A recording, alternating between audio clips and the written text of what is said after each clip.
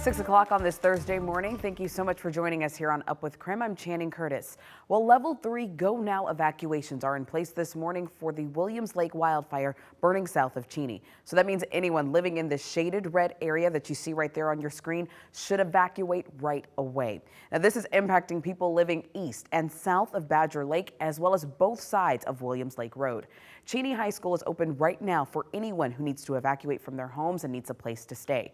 Now, this morning we do have team wildfire coverage. Meteorologist Thomas Patrick is in the KREM 2 Weather Center. Now, he is tracking the latest on our forecast and, of course, giving us updates on air quality throughout the region. But first, let's head right out to Nicole Hernandez. She's live this morning in Cheney. So, Nicole, what do we know about this fire so far? Channing, the Department of Natural Resources District Manager was just able to give me an update. He says that as of last night, he went to bed about 1:30. There were still active flames burning in this fire. Overnight, he says that some winds caused erratic behavior from the fire as well, of course, making it harder for crews to get it under control and contain the fire. That, of course, means that level 3 evacuations are still in place, like Channing mentioned, for 39 residential homes. There's also 100 other homes and 400 other structures that are threatened by this fire currently. There are also level 2 evacuations in place between Pine Grove and Wells and south towards Blackman and Texas Ferry. So the American Red Cross opened an evacuation shelter at Cheney High School for anyone needing a place to go. Department of Natural Resources says the fire has burned 3,200 acres and is 0% contained. 2 structures and a fire truck have already burned in the fire. And we heard from the District 3 Fire Chief about why this fire has been so hard to get under control. As of right now, suppression has been really challenging, given the torching, spotting, and some of the fuel conditions on the ground. Our grasses, as most people know, are at record highs. And 28 years of fighting fire, I've never seen them like this, and so it's really proved to be challenging for firefighters out on the ground. So the fire has been burning since 2:30 yesterday afternoon. DNR did send in resources to help fight the fire. We were actually able to speak to 2 firefighters who just showed up here to Cheney overnight. Investigators, though, are still working to figure out the cause of the fire as of right now. We do know that the morning debrief for crews is going to be happening at 7 this morning. After that, likely shift change will happen. All the firefighters that have been working on this fire overnight will come into rest, and the firefighters that have been here and that have gotten here overnight will head back out to continue fighting this fire. We'll make sure to bring you updates as soon as we get those. In Cheney, Nicole Hernandez, KREM 2 News. Of course, that wildfire pouring out a lot of smoke and dropping some air quality across Spokane County. Certainly very noticeable here at our South Hill studios and on the south side of town overall. So been keeping an eye on a lot of the air quality sensors and doing some calculations and interpolating in terms of that as well. So here's my best analysis in terms of who is seeing the worst air quality as a result of that Williams Lake fire this morning. It is areas that are just to the east of Cheney into the South Hill of Spokane and most of Spokane Valley. Probably very noticeable in terms of that smoky smell to begin with, and we can definitely start to see some of the haze and the smoke that is still coming off of that fire even as of this morning. Though those on the northern side of Spokane, those out towards Airway Heights, your air quality is good as of this morning. Here's a live look out of Coeur d'Alene, where the air quality also being reported as good as of right now. 60 degrees with a bit of a southwesterly wind, so that's why the smoke is being blown towards the northeast, downwind in that case, here towards the Spokane area and Spokane Valley overall. Some temperatures still in the upper 50s to low 60s as of the morning hours, but the afternoon isn't going to be as hot as a result of this cold front that's moving through the area right now. A few light rain showers even possible across northeastern Washington through the morning hours here near and in between some of those mountains. Other than that, should be dry and then sunny for the afternoon, but temperatures only in the low 80s, which is a lot more comfortable than some of the 90s and triple digits that we've had recently. Now, this morning, we are also tracking a new wildfire burning in Kittitas County. It's burning southwest of Ellensburg, prompting level 3 evacuations there. And that means, of course, to leave now. The evacuation order affects people living near Audubon and Malloy Road. The fire has already burned 1,000 acres and is threatening several buildings in that area. Now, also in Kittitas County, the Vantage Highway fire has scorched nearly 27,000 acres since it started on Monday. There's no word yet on how the fire started. However, overnight, fire officials said that it was 21% contained. Officials say that one cabin has burned along with 3 outbuildings. The community of Vantage is now back under a level 2 evacuation notice. And in Idaho, the moose fire burning north of Salmon grew by almost 4,000 acres since Tuesday night. More than 900 people are battling the wildfire that's burned more than 62,000 acres. Not only is this fire growing, but containment actually dropped since Tuesday night as well. The fire is now only 17% contained. That's down from 23% containment on Tuesday. Fire crews think that it will take them until the end of August to get it under control. The U.S. Forest Service says that investigators have figured out that the fire was caused by people, but they're still trying to nail down the specific details. Now, we know this is a lot of information and that the information that we're getting from these different fires is constantly changing and being updated. So, of course, we are trying to keep you updated as much as possible here on Up with KREM all morning long.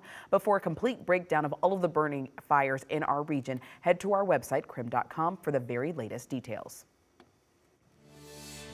Now, this morning, we do have new information about the Washington Department of Health's investigation into Daybreak Youth Services in Spokane, a live-in drug treatment center that serves children and teens.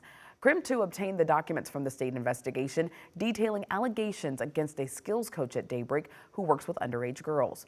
Records show the male employee, quote, engaged in inappropriate contact and boundary violations. He's also accused of interacting with them through his personal social media. Records show an initial investigation found that the employee did not violate Daybreak's code of ethics, but DOH is questioning why Daybreak did not report certain client and staff complaints. Daybreak has 28 days to request a hearing so that the department does not suspend their license. Just about 6:07 now, time for your morning rush. More news in less time. A woman has died after a fire broke out in a triplex on Clinton Street in Spokane Valley. Now, this fire was first reported a little before noon yesterday. According to Spokane Fire, just one person was in the home when the fire broke out. Now, the fire did not spread to any of the other houses in this triplex. Officials from the Major Crimes Unit are investigating. So far, there's no official word on what caused the fire. Kootenai County Sheriff Bob Norris will host a town hall later this month. That's according to the Coeur d'Alene Press. Norris will address several topics, including active shooter response procedures and the arrest of 31 men planning to riot at the Coeur d'Alene Pride event. The town hall will be held at 6 p.m. on August 25th at the Office of Emergency Management building. The Spokane and Yakima Workforce Councils will pay for child care for parents pursuing a higher education. The two agencies will receive $3 million and will split it evenly. Combined, it will give at least 50 working families more than 2 years of child care costs. And that's a look at your morning rush. Taking a look around the Northwest this morning, State Attorney General Bob Ferguson is asking state leaders for money to start a cold case unit focused on solving unsolved Indigenous murders. A Washington State task force says that of more than 2,200 unsolved murders in Washington, almost 5% involve an Indigenous victim. The Attorney General's office has so far been able to identify 113 unsolved murders involving Indigenous people, and they want money to start investigating more of those cases. There's no one who thinks that's really the full scope of the problem. It's likely much larger than that, but we're aware of 113 and we're going to start there. Putting those 113 faces in front of the community, in front of the state, and saying we need resources to find them or to find out what happened to them. In July, Washington State Patrol launched the Missing Indigenous Person Alert System, which is similar to an Amber Alert. Now, this comes as investigators identified the body of a missing Indigenous woman who was found dead on the University of Washington's campus back in June. It was revealed to be 56-year-old Mavis Nelson. Now her family is looking for answers. It's been tragic to a lot of us over here, to my family over there that live in the Yakima Valley, and to the other family that she was raised with in Goldendale, because she was fun-loving. She always liked to laugh. She always was a hard-working lady. Nelson's sister says that they hadn't spoken since April. Nelson was reported missing and police are still looking for her killer. Well, 3 Washington breweries are suing the state of Oregon because they want to make it easier and more affordable to distribute beer across the state line. Now, right now, they cannot ship directly to customers' homes in Oregon. However, Oregon breweries can ship directly to homes in Washington. Mirage, Fortside, and Garden Path Fermentation filed the lawsuit earlier this week. Now, that lawsuit seeks to have Oregon treat Washington beer makers like companies there in Oregon.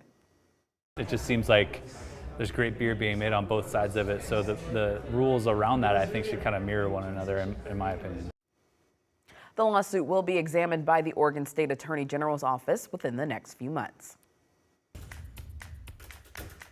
Well, the Coeur d'Alene Police Department is looking for a new home. At 6:36, hear from police on how improving their headquarters could help improve the community. And here's the one thing you need to know about today's weather. It's going to be cooler this afternoon with highs only topping out in the 80s across eastern Washington today. Time for your wake-up call on this Thursday morning. Today is National IPA Day. Now, while IPA is one of the most popular types of craft beers, it's also making a bit of a resurgence with some local microbrews. So this morning, we want to know, who do you think has the best IPA in the Inland Northwest? So text us your thoughts to 509-448-2000 or post to social media and use the hashtag #UpWithKREM. Now, I know it's just a little after 6 a.m., but we have gotten so many responses in already this morning with people telling us who their favorites are. People are very passionate about their IPAs. You're right about that, Thomas. We've gotten, like you said, No Lie. We've gotten Brick West, Boneyard, so many good ones. So text us 509-448-2000. Now, as we're taking a live look outside over Coeur d'Alene on this Thursday morning, keep calm, everybody. It is almost Friday. That's right. Let us know where you're watching from this morning and grab another cup of coffee. There is lots more Up with KREM still ahead.